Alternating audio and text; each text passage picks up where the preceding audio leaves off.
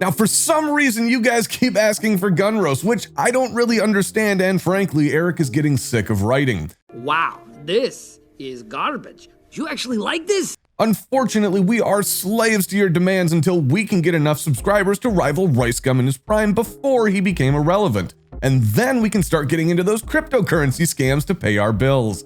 You guys asked for it, so I guess you're gonna get it. Here's the next episode of Roast My Rifle. Look out, my dudes. This kid just used his paper route money to buy his first garbage rod. Well, I mean, there was a time where these things were sold for the spare change that you got from taking in your dad's empties to the recycling center, and it was essentially a staple in every collection, and the reason most of us had to spend way too much money on a gun safe so this piece of trash would actually fit in it. Now these things are found on gunbrokers sold with a starting bid of $500 by some dumb FUD who knows what he has and won't tolerate any lowballing. Wait, what did you just say to me? The glory days of pretending this gun was worth the purchase are in the past, and the Mosin has returned to its rightful place at the bottom tier right next to the slingshots and weaponized gruel. Based on your bedspread, you're probably totally gonna join the army if you can find it within you to restrain yourself from knocking out your drill sergeant every time he gets in your face.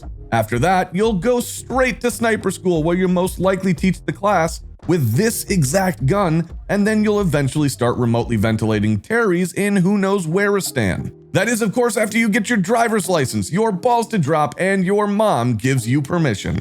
It's claimed that this thing has all matching serial numbers. Really? As if that's something that I would be impressed by?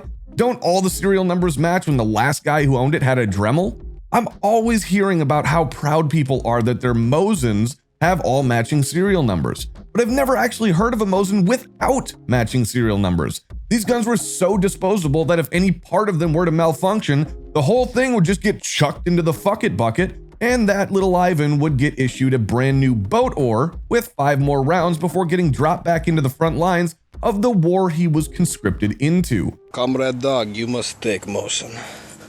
Here, you take Mosin. It is good rifle. You will kill the Germans with it. Now that you realize that your rifle is hot garbage, you're gonna have to spend the rest of your life justifying your purchase or saving money for another rifle that's slightly better until the addiction costs you your house, your family, and then you go live in the back of a pickup truck with some mangy dog and drink cheap, light beer like an absolute legend. Did Nuttin' Fancy move to California and join our Discord? Because the last time I saw hot garbage like this was when I got drunk and accidentally let one of his videos come on while YouTube was set to autoplay. Since that point, oddly enough, I keep getting very targeted ads for shoulder holsters and fanny packs. Not my proudest moment, folks. It's time to stop! It's time to stop, okay? This looks like the advertisement for Magpul found in the copy of Guns and Ammo with the pages stuck together underneath your bed. Seriously, that pencil barrel just screams SAWC to fit the POU during WROL under a situation in which nobody likes you. If the flag in the background wasn't enough, thank you very much for adding We the People to your ejection port cover. If you hadn't, I might have thought you were some kind of dirty commie. Now, I enjoy flat dark earth as much as the next guy, but could you put down the rattle can of Duracoat long enough to realize that you have no less than 3 different shades of it on your rifle? Partially painting your rifle is kind of like partial nuclear disarmament or partial circumcision. You either go all the way or fucking forget it. I wish I could tell you how much I hate this rifle, but I don't know if I can stand any more ads for Spyderco knives showing up on my Facebook page. You probably thought you could fool me with this one, buddy, but I spent a fair share of time on the other side of the gun counter. Just because it's not semi-automatic doesn't mean I don't know what this is. This is clearly a barbastic tool used by savages to harvest live animals and feast on their still warm flesh instead of just getting meat made at the grocery store like a normal, refined, and sensible human being. In all seriousness, this has to be the most low-effort submission I've ever seen on Roast My Rifle. You bought a deer hunting rifle with more caliber than you really need, and you put a mid-tier scope on it. Whoop-de-doo. You probably tell the guys at the office that you built it because you bought that scope and then had the gunsmith install it for you. What is the point of buying something from a store if you're not going to give the middle finger to the manufacturer and totally customize it? You are the kind of guy who drives a Jeep Grand Cherokee because it lets everybody else stuck in traffic on the way to their dead-end jobs know that you are ready for an off-road adventure at any moment, even though you've never driven off of a maintained road. In fact, you actively avoid gravel roads for fear that you might have to go to a car wash and prematurely wear your paint. The closest you've ever gotten to an actual adventure is getting lost in the bargain cave at Cabela's, trying to find your way to the display with all the taxidermy surrounding that fish tank. That fish tank is pretty cool. If, and this is a big if, you've actually ever taken this thing hunting, you probably paid a guy with a real beard to drag your lazy ass from the hunting lodge after a night of pounding White Claws to a deer that he's been hand feeding for the past 7 years.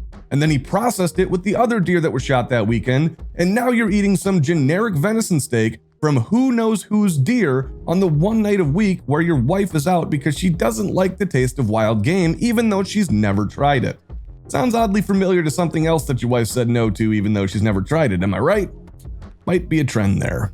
Hey buddy, Spaceman Spiff called. He wants his piece of shit back. As a sci-fi fan, I really want to like Kel-Tec and Beretta rifles, but I'm also a fan of things that work good. My writer was tempted at one point in time to buy one of these things, and then he realized that he wasn't a complete moron, so he built an AR like any other smart person would. All right, I'm gonna go cry.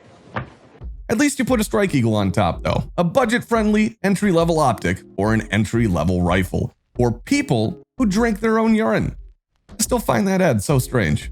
Now the aftermarket front end on the rifle does make it a little bit more interesting, but I'm still getting some hard nut and fancy vibes here, and we're gonna need to get through the rest of this video script before I dig a hole in my backyard and call it a bunker.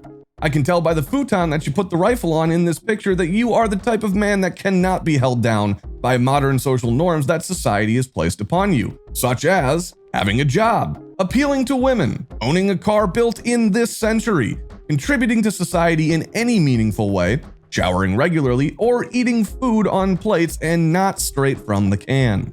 When you are not crashing at your buddy's basement while he's trying to justify his charity to his wife while doing that awkward whisper yelling thing to each other so that you don't hear it even though you do hear it but try to ignore it while you're eating your lukewarm beefaroni, you are scavenging through dumpsters at construction sites looking for ways to make your Ford Econoline the ultimate self-sustaining bug-out vehicle. But instead of using it to bug out, you're just gonna keep living in it at some abandoned logging site out in the woods and driving to the nearest public library to get on a computer and shitpost on our Discord.